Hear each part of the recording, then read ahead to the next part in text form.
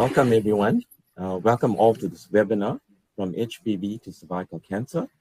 It gives me great pleasure to introduce my colleagues and our speakers for today, Dr. Arati Singh and Dr. Vinesh Naidu.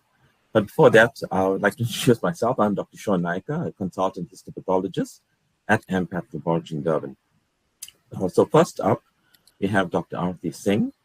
She is a consultant microbiologist and heads up the Department of Microbiology for KZN Empath. She qualified from Wits Medical School in 1996. She completed her specialist pathology degree in microbiology at Nkosi Albert Luthuli Hospital and the UKZN. Her interests are in management of infectious diseases, antimicrobial stewardship, and she has a keen interest in clinical virology. Following her will be Dr. Vinesh Naidu, who is a histopathologist working at Empath Westridge Laboratory in Durban. She has been with Empath for the past 8 years.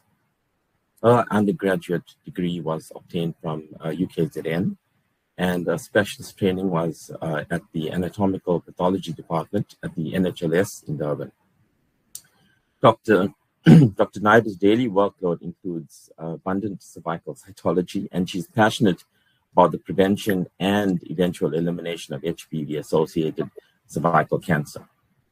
Joining us on the panel is also Dr. Kathy Ann Stradham, who is a microbiologist with Empath.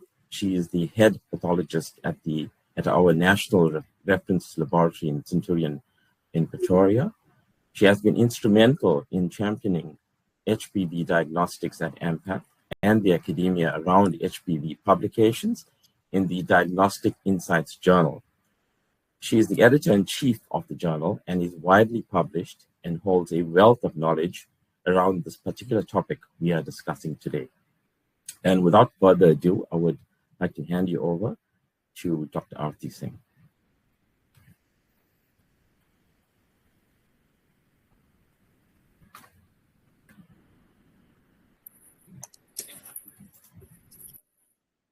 So good evening, everybody. Thank you for taking the time to join us tonight. And I trust that this will be a worthwhile hour spent. So I'm taking you through part of the talk, and then as Sean has mentioned, Vinesh will take over thereafter. So looking at the overview of my presentation, I will just touch on some basic virology on HPV and its impact on cervical cancer, a few interesting epidemiology and statistics, a brief outline of the screening with HPV PCR, some important points on vaccination around HPV, and thereafter Vinesh will take you through the cytopathology insights and the lab aspects, and she will also touch on management principles. So let's just talk a little about a small virus that causes big problems, the human papillomavirus. Important to say that it's a non-enveloped double-stranded DNA virus. There are many types, over 200, that have been identified. They are known to cause both benign lesions and have oncogenic potential. Most types, as we know, infect the cutaneous epithelium and can cause common skin warts. And generally, quite a few subtypes, will infect mucosa as well. Importantly, they are characterized according to their epidemiologic association with cervical cancer. And the little picture on my right just shows you this naked virus, or otherwise also the non-enveloped virus. And you can see there's the capsid protein, the capsid, and inside is the viral DNA. So I think just a quick point to say here is that the non-enveloped structure allows them to persist on surfaces. They are highly stable in the environment, and it also contributes to them being more infective, and their virulence capacity is increased. They also have direct communication between nucleocapsid and cell, and they're involved in cell lysis. So hence the ability for it to cause cytopathological effects. The stratification of HPV, I think the important thing to take away from here is that the high-risk ones tend to fall in what we call group 1 carcinogens, and there are about 12 HPV types that we commonly know there. In our group 3, we have our low risk, which is 6 and 11, that tends to be more associated with our anogenital warts and so forth.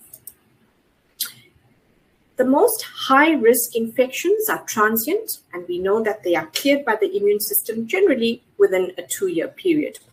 On average, the median duration of infection is around 8 months, and this happens in up to 90% of women. But the high-risk types also tend to persist more than the low-risk ones, and roughly about 10% become persistent, and of that 10%, there's 1% that will progress into dysplastic lesions that have the potential to become cancerous. The latest information that we know now is that this virus can encompass latent states, and this has then the potential to cause reactivation. The persistent infection is the key precursor to our CIN lesions and eventually to malignant transformation. And the early proteins E6 and E7 are the ones that primarily mediate this in our high-risk subtypes.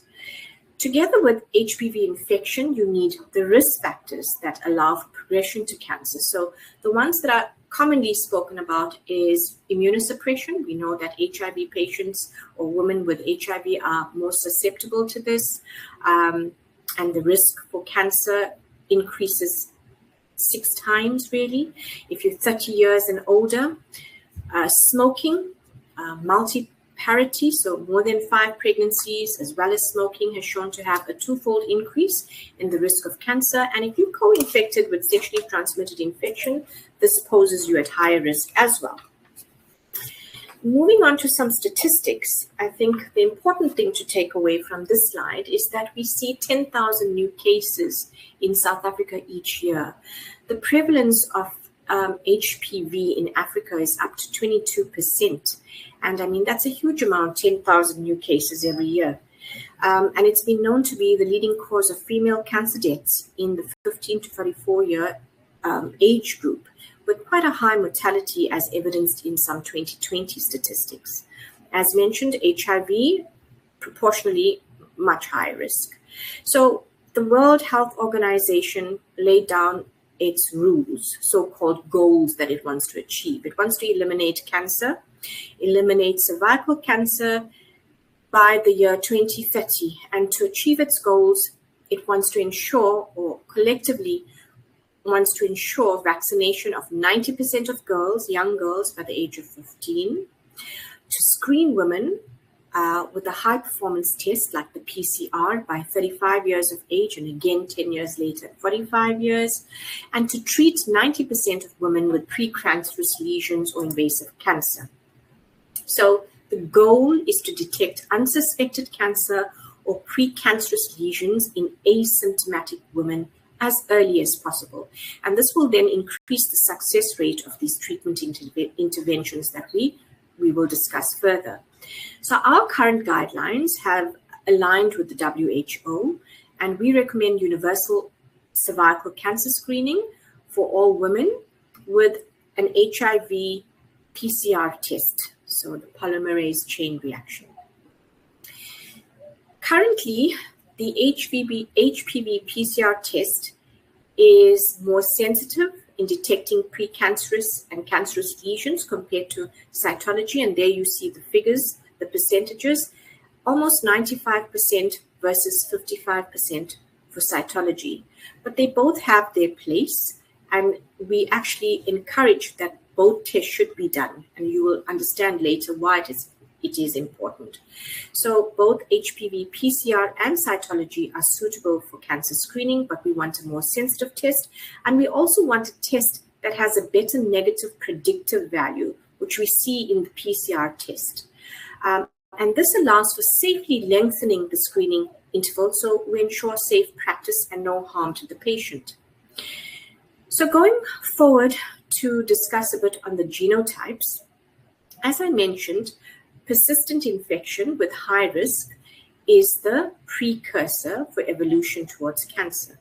And the most notable types are number 16 and 18 that have been implicated in 70% of cancer globally, in cervical cancer globally. The so-called other types, the other high-risk types, which are mainly your 31, 33, 45, 52, and 58, they add on about 20% risk. So it's an additional 20%. The important thing about our country is that we have the third highest prevalence of HIV among women of childbearing age. So if you look at the 15 to 50-year-old group, that's quite worrisome. And in 2022, we had 10,500 new cases. And, the fact that we have HIV and HPV together just makes this for a rapid rate of development of cancer of the cervix in HIV-infected women. So we know that the burden of disease is high in low and middle-income countries, and certainly we play a huge role in this. I thought just to mention, and it is well known from your reading, that 90% of anogenital warts are caused by HPV 6 and 11. But for us, the most important thing right now is CA cervix. Anal cancers also, 16 and 18, are implicated in 90% of those. Looking at our screening recommendations using HPV PCR. So if we look at this table, which you can also find in our Diagnostic Insight journal, if you're looking at your general female population versus your HIV positive patients, what will come across here is that for your HIV positive cohort of women, you need to start testing slightly earlier, and you need to frequently test, so 3 to 5 years versus every 5 to 10 years. And if you have a positive test with the PCR, then the way you will triage and treat your patient has slight nuances to it, and these are well defined in the algorithms that will come through. For a negative HPV PCR test, you can continue with regular screening as per the algorithm. If positive, then you employ your triage methods, which would be partial genotyping, your colposcopy, visual inspection with acetic acid, and cytology to therefore handle the way forward. The exit from screening is normally age of 50 years after 3 consecutive negative PCR tests, or at 60 years if any abnormal result is found. And this is with our SA guidelines. So what do we offer here at AMPATH? Generally, we do our HPV PCR testing on liquid-based cytology as well as dry vaginal swabs, including our self-collected specimens. And these test for those high-risk types that I alluded to earlier on, and it's implicated here 16, 18, and 45, which would be the usual suspects. We do a slightly extended testing for the other high risks, and that gets referred on to our reference lab. Generally, our turnaround time is very good at 48 hours, but as soon as the result is ready, we ensure that we send out a good quality result on time. And we will have this in a combined report, which you will see later on.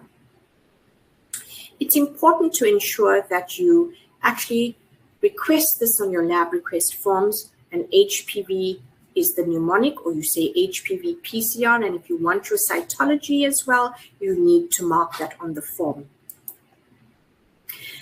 Here are some interesting slides where we looked at the high-risk types that was processed with our assays over a period January to May for this year.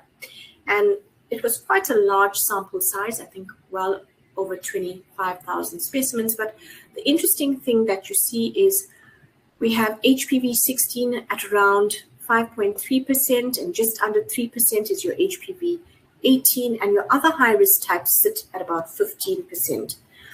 And when discussing with my colleague, this is what we've been seeing plus minus over the last year or two. Extended genotyping of the other high-risk types, we see that HPV 52 and 58 was prevalent at 33%, and your HPV 45 at 17%. 31 and 33 are slightly lower. Thought that would be interesting for you to see, what goes through our lab and what's the surveillance of our risk types.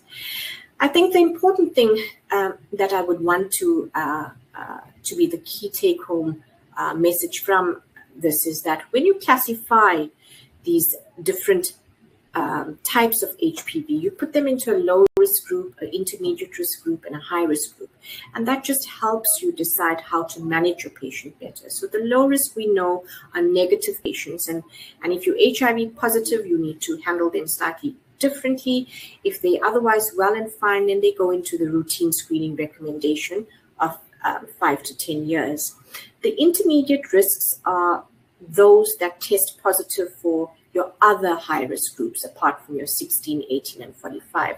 And here again, the implication is you need to closely monitor that patient. You want closer surveillance to ensure that you manage them appropriately. So you offer them the colposcopy, the cytology, VIA, whatever is relevant at that time. And then certainly if you're high risk, you need to act quickly because patients need urgent follow-up and you will refer. Okay. So I'd like to touch on HPV vaccination. I think it's important to know that it is our primary way to prevent cervical cancer. It's a prophylactic HPV vaccination that has shown to be the most effective primary prevention method against cervical cancer. And we know that there are a few on the market. They're bivalent, quadrivalent, and 9-valent or monovalent vaccines that are available. And as mentioned, by the year 2030, we aim to have 90% of girls by the age of 15 globally that have achieved this amount. The future directions, I think, importantly, are therapeutic vaccines. So if we cannot prevent it, how do we stop it? How do we treat it at the stage of when it's in the cells to prevent it from becoming cancerous? And here, they're looking at some promising early trials. WHO has been monitoring this, where they're looking at your E6 and E7 proteins in persistent HPV or in your CIN2-3. So certainly that's something to look forward to.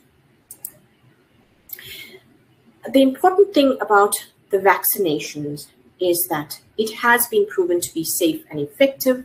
The best time to administer it is prior to sexual debut, and therefore it's targeted at girls aged 9 to 14 years of age. The important thing to know is that it does not have a therapeutic effect on pre-existing HPV infection or HPV-associated disease. Right? And this is just a snapshot of what available vaccines we have. So the Cervical vaccine, the Gardasil, and the Gardasil 9. Important to know that it has virus-like particles that trigger an immune response that is robust. There is no live DNA virus in those vaccines. It offers very good protection to females. 66% of cervical cancers with your cervix, Gardasil, also 66% of cervical cancer, pardon me. And with your 9-valent, it has 81% of cervical cancers that are protected against. It also has the dual benefit of protecting against anal cancers and other cancers in the region. Protection is also offered to males, so we offer them the Gardasil, either the quadrivalent or the 9-valent vaccine. The recommended schedules are important to be followed, and I won't go through them, but I think suffice to say that you must ensure that you follow what is recommended, and there's top-up for those that miss doses. This slide is just to illustrate really what happens in the first world countries, and this was a very interesting paper where I took this little snapshot from. But what I wanted to just show you was, if you look at the key real world impact, and you look at what happened in England, in Scotland, in Sweden, in Australia, and multi-country, really the outcomes that were measured once the vaccine programs had started was a decrease in the prevalence of HPV. And, this was a huge impact. And these study periods were over vast amounts of time, very good follow-up, good sample numbers. So again, it points to an effective vaccine that has shown to decrease the burden, and it does have a positive impact. The most important thing is the uptake of the vaccine that we need to drive.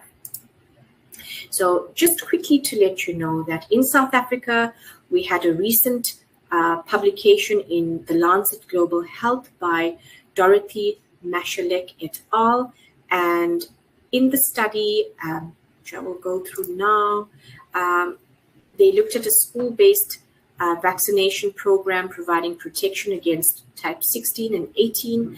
And this was after, we commenced the immunization program, and, it had achieved 87% coverage amongst learners, and they had at least one dose of the 2 recommended doses. And I've just quoted this from the article, but they evaluated the program's impact on the prevalence amongst girls, and they looked at 17 to 18-year-olds in a setting of high HIV prevalence. It was a cross-sectional study. They did a survey between June and December of 2019, and then again in 2023 between February and December, pre-vaccine and post-vaccine. And they accounted for the HIV patients as well. And what they found really was that there was a significant reduction in the prevalence of your high-risk types. So they found an 83% reduction overall. So in this large-scale evaluation of South Africa's immunization program, they found that it's very similar to what has been seen in high-income settings. So we're definitely doing something right, and it underscores the substantial population-level benefits of high-coverage routine vaccination in a high HIV burden setting. So what they saw in non-HIV was extrapolated to HIV-positive patients as well. So in a nutshell, we need to be vaccinating. And it brings me to the slide where this roadmap illustrates how important it is to have effective preventative care and the role that we can see ourselves and allied health workers promoting vaccine uptake. So counseling is critically important, opportunities for preventative care in different settings, positive vaccination recommendations, and that will help a patient making the right decision, and to educate your staff. So literally, we need to be an advocate to ensure that we test and we follow the South African guidelines, the universal guidelines, and we encourage vaccination, and we actually uphold the goals and try best to align ourselves and achieve that. So now I will hand you over to my colleague to continue. Thank you.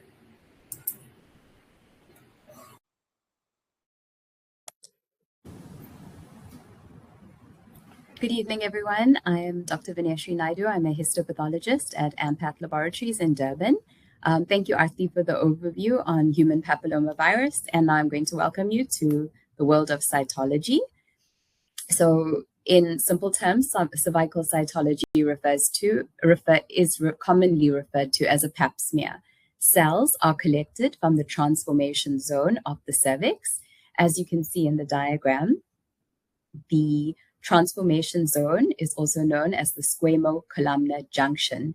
Everything on the outside of the cervical os is the ectocervix, and it is composed of squamous cells.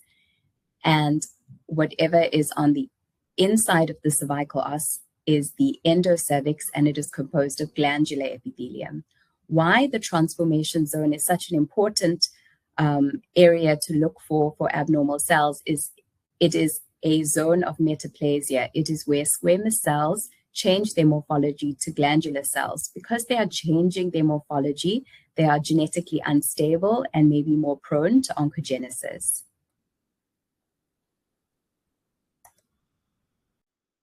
In the past, we used conventional pap smears. These were when cells were smeared onto a glass slide. And currently, we use liquid-based cytology. These are when cells are collected from the transformation zone and are rinsed into a liquid solution. In 2026, we should not be performing conventional smears anymore. Liquid-based cytology is far superior to a conventional pap smear. There are many diagnostic advantages. The cost difference is minimal, and it is the best option for the patient. The liquid-based cytology kits are available from AMPATH depots to perform this test, and it really is doing a disservice to our patients if we are still doing conventional smears for diagnosis of pap smears. Occasionally, we still do get conventional smears in our lab to report. We do not reject these specimens, as every opportunity at screening is valuable and important. We report these specimens. However, the results we get from liquid-based cytology are far superior. And that is because liquid-based cytology has a preservative medium, allowing better morphological presentation of the preservation of the cells. There's reduced obscured morphology. Sometimes during the procedure, there may be blood, mucus, or inflammatory cells, and these are reduced in a liquid-based cytology sample. Liquid-based cytology allows for a thin layer of cells, and this makes it easier for us to detect abnormal cells. And the other beauty of liquid-based cytology is that we can use one sample for both HPV testing and cytology.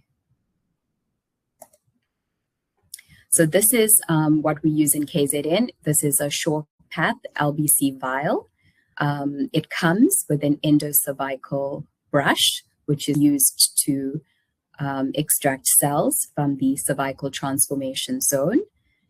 The mechanism allows for the brush to be snapped off and put into the liquid-based cytology vial. It's a good idea to snap the brush off and leave it in the vial because more cells can be retrieved from us in the lab if the brush is included in the specimen vial. Just some practical points.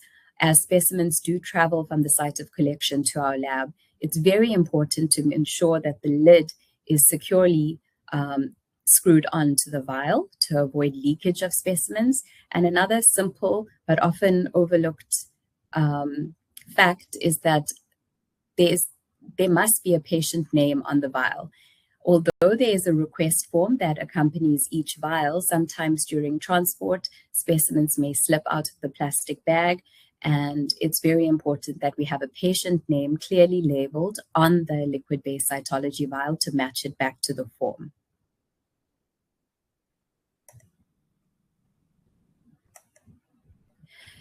We have various request forms on which HPV, PCR, and cytology can be requested on. On the left is a combined microbiology, histopathology, and cytopathology form where multiple specimens can be submitted and the tests required can be ticked. At the bottom of the form on the left is the cytology form, and there are options for ticking liquid-based cytology, HPV, PCR, or both. The more commonly used form is in the center of this slide. It is our routine blood form. Just because you don't have a specialized histocyto microform, it's not a problem. I've expanded the bottom part of the routine blood form, and there is a section where you can still submit cytology and HPV testing on the routine blood form. These are just some photographs that I took of how a LBC specimen is prepared in our cytology department. It's a multi-step preparation. Here are the multiple pieces of equipment that are used during processing. It is not a completely automated process. There is a lot of human intervention. Our staff moves the samples from one machine to the other, aspirate samples, label samples, and oversee the process. So it's quite a labor-intensive process to produce a glass slide for us to look at, but we still maintain good turnaround times, with a turnaround time of about 24 hours if the specimen is received on a weekday and there are no other limiting factors.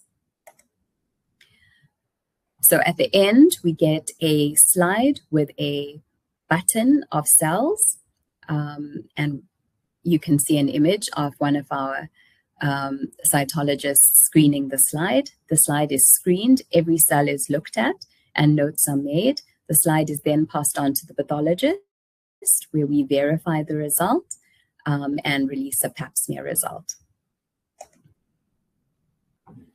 So it's important to note that we can only perform tests that are requested by the clinician. There are various combinations of tests that can be performed.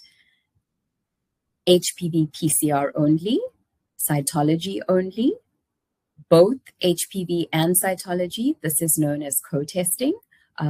It's probably the most common specimen we get, and probably we get the most value from co-testing. In some circumstances, clinicians may do HPV PCR first.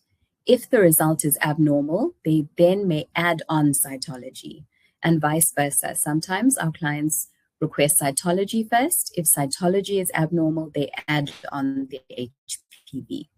Add-ons are not done reflexly by us in the lab. It must be done at the clinician's request. It's also important to note that add-on testing can only be performed within 30 days of the sample being received.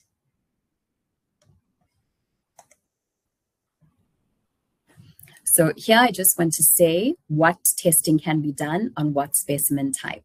If we receive liquid-based cytology, it's wonderful. We can perform HPV PCR. We can perform cytology testing.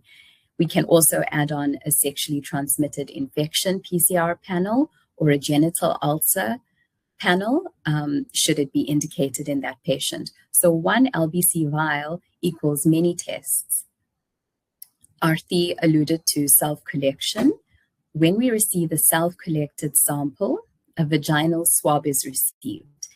And it's important to note that we can only test for HPV PCR on that swab. We cannot perform cytology on a swab. I just want to expand on HPV PCR self-collection. It is endorsed by the World Health Organization. AMPATH provides a self-collection kit. It is available from our AMPATH care centers. The box contains a flocculated swab, a detailed instruction leaflet with clear instructions and diagrams on how to take the sample, a request form to fill in all patient details, and a plastic bag to put the swab in and return to the lab. The important point is that it is a specialized swab in this kit and not just any dry swab. The swab on the left shows a normal dry swab where the fibers are just wound around the applicator. If this swab is used, the cells are absorbed, but they get stuck within the fibers. The swab on the right is a flocculated swab, which is the indicated swab for self-collection. It has a special design where the fibers are on the outside of the applicator.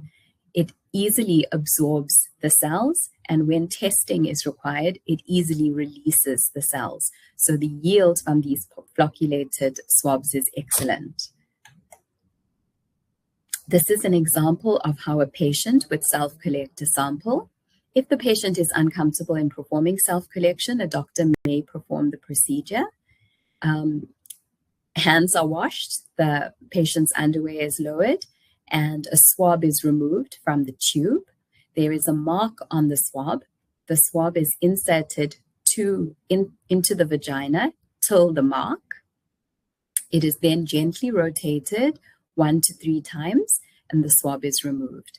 It's then reinserted into the tube and returned to the lab. This shouldn't be a painful procedure. This is swabbing of the vagina. It does not reach the cervix or the transformation zone. The advantages of self-collection is that patient privacy is respected. It is a convenient method to screen for HPV without making an appointment to see a doctor. The method is simple. Some patients are traumatized by the idea of having a pap smear, so it offers them physical and emotional comfort. It is also an extremely stable sample, so once it's collected, it doesn't need any specific requirements or cold chain requirements. And it is most effective to reach our underscreened populations, which is what we want to do, patients who don't have easy access to a GP or specialist. There are contraindications to self-collection. We know screening is for the asymptomatic population. So if the patient has genital symptoms such as bleeding, pain, or discharge, self-collection is contraindicated. If this patient has an abnormal pap smear result, if they have a history of dysplasia or a history of cervical cancer, self-collection is not indicated for them.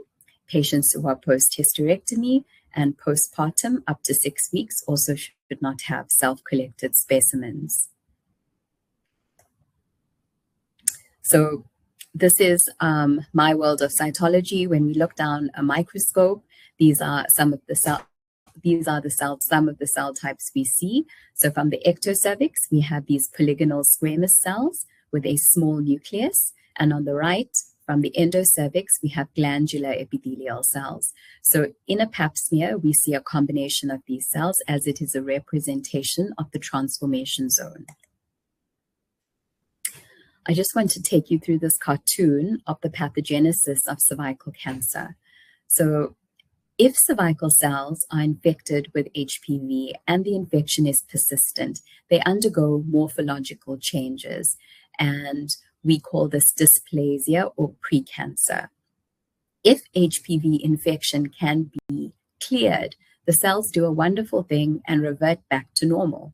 It can happen, and that's what we hope will happen. However, if the infection is persistent and not cleared, the dysplasia or the intraepithelial lesion will progress and invade the stroma. And once precancer cells invade the cervical stroma, we call it cervical cancer.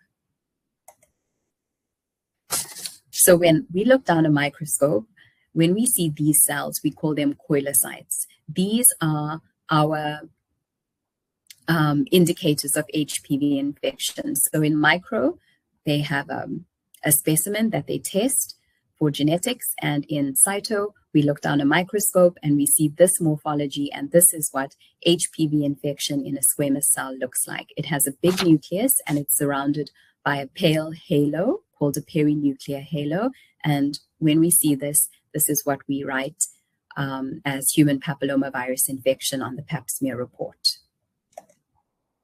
I'm just taking you through these terms as we're going to get to the treatment algorithm soon. And these are some of the terms used in the treatment algorithm. So the squamous lesions can be low grade or high grade. On the left, we have a low grade lesion, and on the right, we have a high grade lesion. There are morphological differences between the two. And when we see these morphological features, that is what we comment on in the pap smear report. There is a gray zone called atypical squamous cells cannot exclude high grade. These are when abnormal squamous cells are strongly suggestive of, but not definitive for the diagnosis of high grade lesions. It's either because these cells are of insufficient quantity or quality. So all the lesions I've discussed so far and the pictures that I've shown you are derived from squamous cells. So those are the squamous abnormalities. Some cancers, such as adenocarcinoma, originate from glandular epithelium. So these are cells from the endocervix. And this is importantly associated with HPV infection 45. I also just want to explain colposcopy because it is part of the treatment algorithm. Colposcopy is when a speculum is inserted to keep the vagina open. A colposcope is a magnifying tool with a bright light. A cotton swab is used to apply acetic acid to the cervix for visual inspection. This is called VIA, visual inspection with acetic acid. The abnormal cells will temporarily turn bright white, and this allows for a biopsy to be taken from these abnormal sites or the bright white areas. seen on colposcopy. Treatment is usually one of two excisional methods where tissue sample is obtained and submitted to us in histology. The commonest treatment is large loop excision of the transformation zone or a Let's biopsy. This is when a electrosurgical heated loop is used to excise the transformation zone. The electrical current cauterizes the tissue to stop bleeding vessels and also cuts the tissue.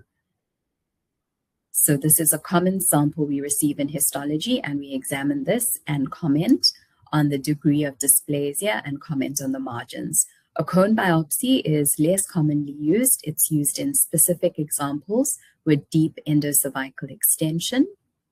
And it is not commonly used because it shortens the cervix and can lead to reproductive failure.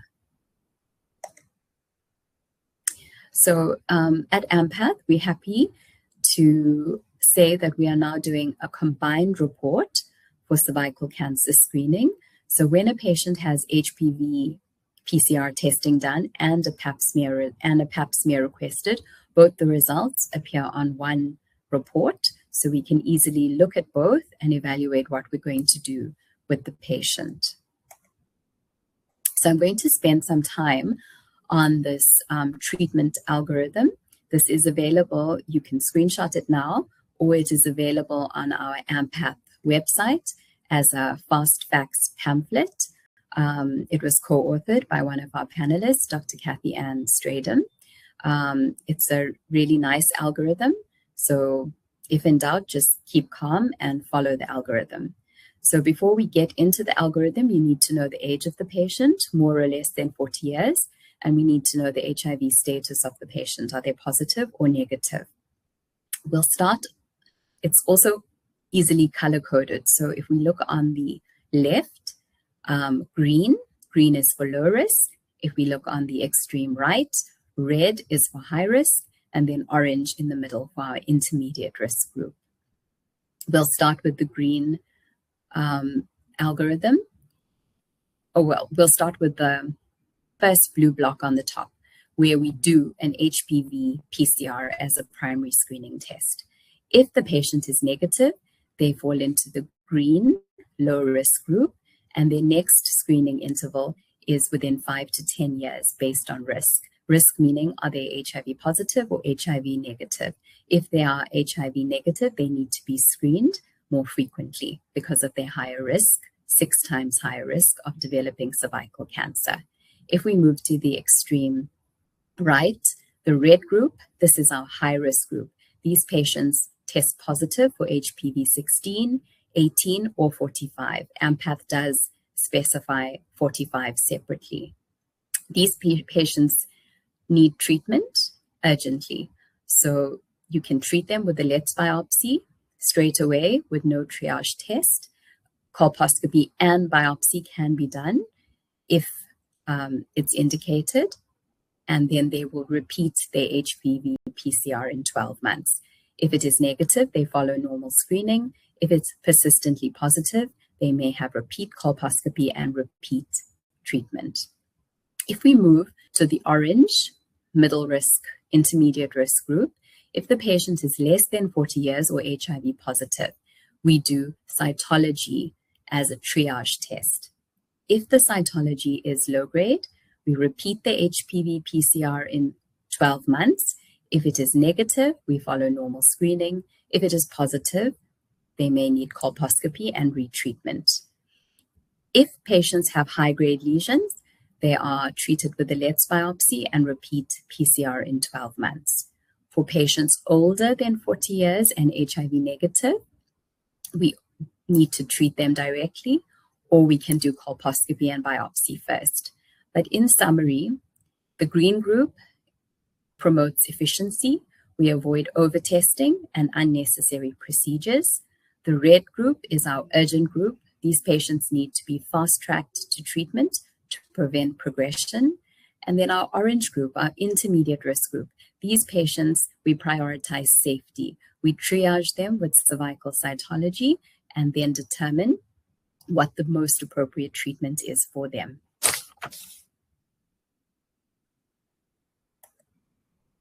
So I'd just like to conclude with some take-home messages that vaccination and screening are effective tools in cervical cancer prevention. HPV PCR is now the gold standard for primary screening.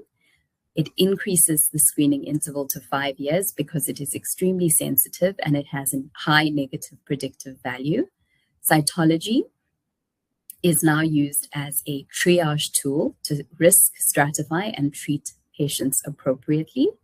Self-collection samples are likely to increase, and this is a good thing because it will increase reach to more women in underserviced areas. And just to reiterate the WHO goal of a target of below 4 infections per 100,000 women per year. And we must achieve this to prevent cervical cancer, and we must take every opportunity with the patient to initiate screening for cervical cancer because it is so important. Thank you very much for your time. These are my references. Thanks.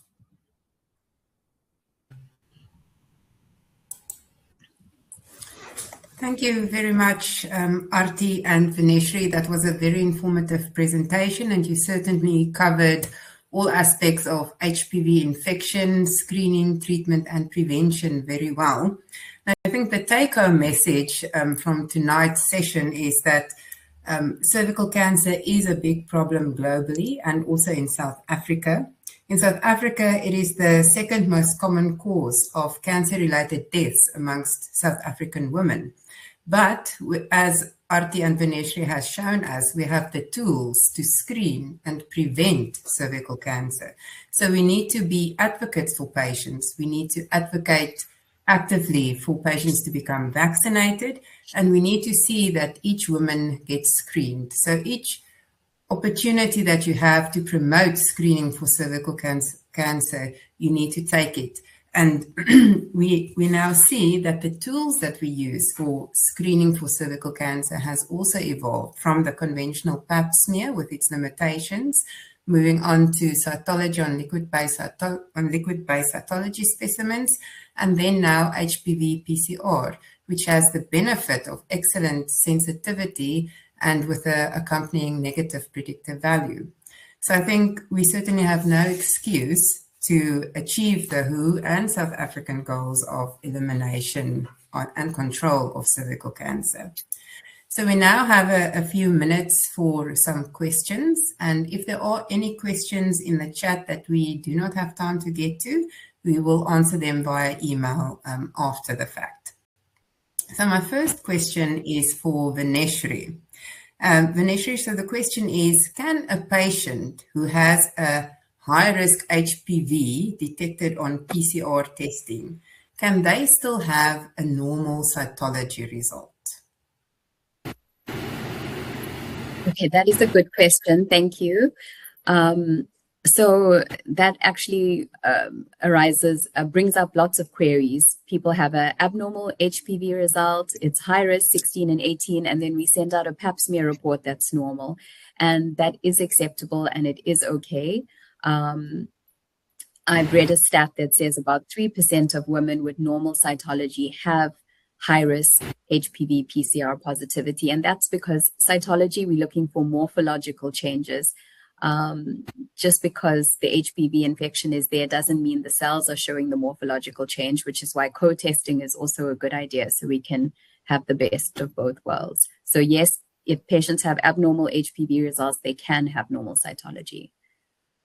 So I suppose it depends on where in the disease process and infection you catch them. If you catch them early, that metaplasia has not had time to develop.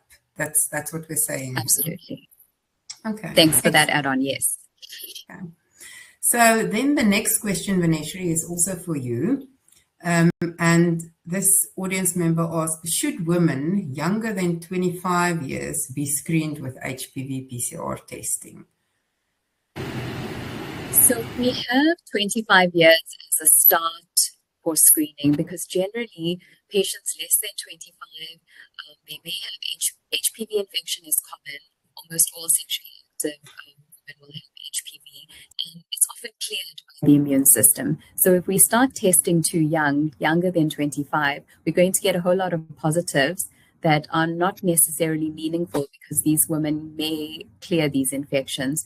So HPV PCR testing is generally not recommended unless there's a particular risk.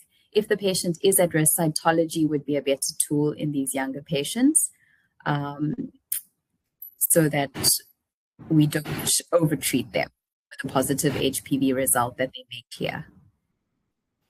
Okay, thank you.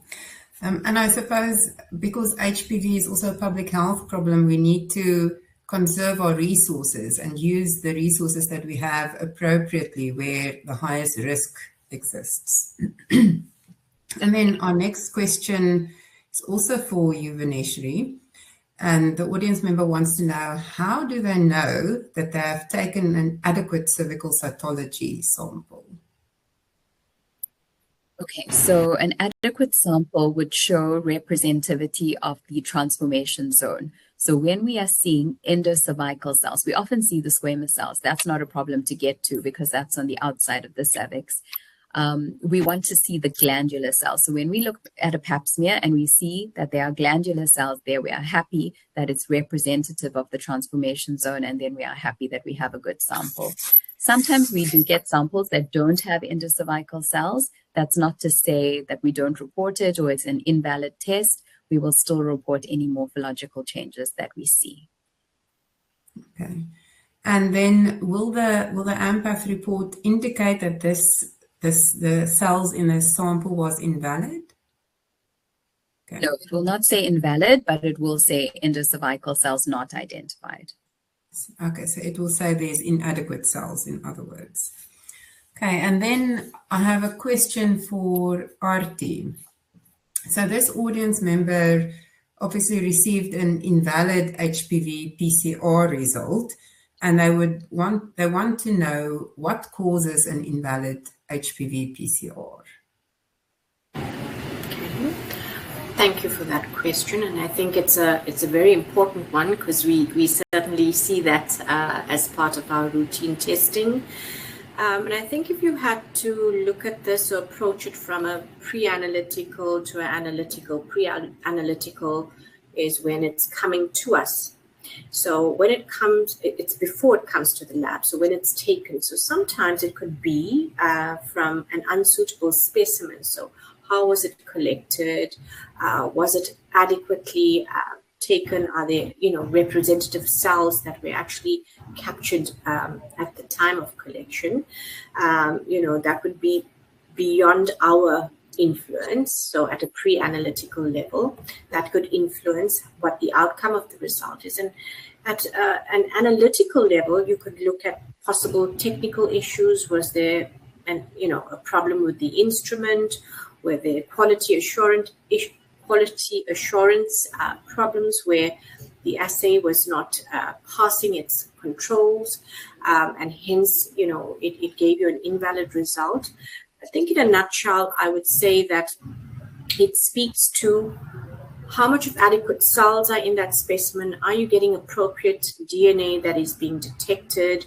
And it's then picking up a genotype, and what's stopping it. So there could be inhibitors in that sample that are inhibiting that. So things like pus, mucus, blood, that hasn't been lysed properly, those can all inhibit a PCR and not allow for the genotype to be detected via PCR. So that will send out an invalid result. And I think it's important to realize that in the lab, if we get an invalid on the first run, we will always try and repeat that specimen to see if we do get a valid result. But then also, if you have sent a liquid-based cytology, now for you as clinician to have to contact your patient to come in again for a speculum exam and a liquid-based cytology, I think it's important to realize that you can actually just send in a vaginal swab that's either collected by you yourself as the clinician or by the patient for a repeat HPV PCR. You do not need to go and recollect the entire LBC because we can do the repeat testing on a swab. So I think from a patient convenience and the clinician perspective, that is important to realize. You don't necessarily need to repeat the liquid-based cytology for a repeat HPV PCR. And then Vanessa, I have another question for you. And this audience member wants to know, are HPV self-collection samples reliable? Can they trust the result that they get from a swab as opposed to a liquid-based cytology? Thank you. That's a good question. I think lots of people may be skeptical about self-collected samples, but self-collection has been used in other countries, and long studies have been done over many years. And all the studies show that self-collected samples are equivalent to doctor-collected samples. So yes, they will. The results will be reliable, whether collected by doctor or patient, providing that the testing is done on the PCR platform. Okay, thank you. And then Arti, I have another question for you. And this audience member wants to know, can you take the HPV vaccine in adulthood? So if you are an adult and you have not been vaccinated as a child, can you still be vaccinated? Okay. Is the benefit? Okay, so I think, the guidelines have been relatively clear based on the evidence that has been found through the studies and the robustness of the immune response that comes through giving the vaccine at an early stage prior to sexual debut. That's when you get your best response to the vaccine. So to be honest, the best time is to get it when you're young, preferably between 9 and 14. Yes, it can be given in adulthood, but the literature will say up to the age of 26. Beyond the age of 26, there has not been many studies to elucidate what the immune response is and how effective it may be. So even though some of the vaccines have been licensed up until the age of 45, so for example, your Cervical and your Gardasil has been licensed right up to the age of 45, but we wouldn't routinely recommend that you get it later on in life. I think that decision to do so must be between a doctor and clinician based on certain clinical risk factors, a good history, and a clear indication as to why you're going to take it, because most females would have been exposed to HPV by adulthood. So you're not going to get any major benefit. So it would be more if an adult to have a good clinical interaction and discussion with your doctor before taking it. 26 is generally when we cut off. Thank you, Arti. I think we've got time for one last question. We've got about 2 minutes left on the clock there. And this is, and I know we frequently get asked this as queries in the lab, and we've been talking about HPV screening in females, but what about in males? Should we be screening males for HPV infection? So that's quite a controversial topic, but I think an important question.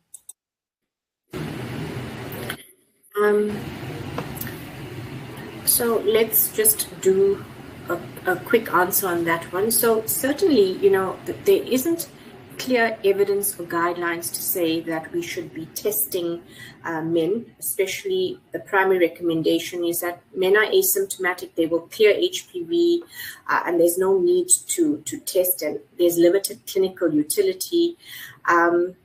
So it's routinely not done.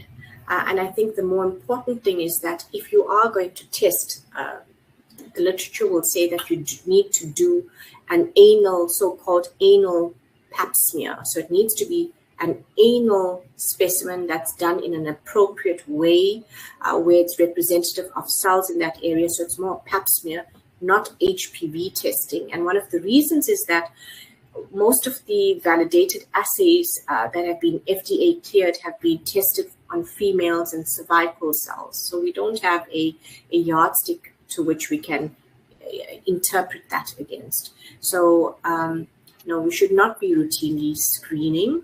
And if anything, we should offer them an anal pap smear. But again, I'm not sure what the literature is and how often it's done or who would be doing that. And then also the anal pap smear or the screening is more important in certain high-risk groups, such as men who have sex with men and immunocompromised patients. And then obviously if there is a lesion suggestive of a wart or of a mass, a penile mass, for example, then that would need to be treated and biopsied. So that would not form part of screening. The other problem that we do see in the lab when we do get a swab from a male, like a penile swab or an anal swab, is they frequently come up as invalid because you just cannot manage to collect sufficient number of cells by just doing a superficial swabbing. So that is where doing a proper anal pap smear, as you mentioned, Artie, becomes more important if you want to get a meaningful result. Okay, so I think we've run out of time. As I've said, if we didn't get to your question, we will check the chat and we will certainly get back to you and answer your questions. Thank you so much, Vineshri and Artie and Sean, for your time and your wonderful presentations. And thank you for everyone who joined us this evening. I certainly hope it was informative.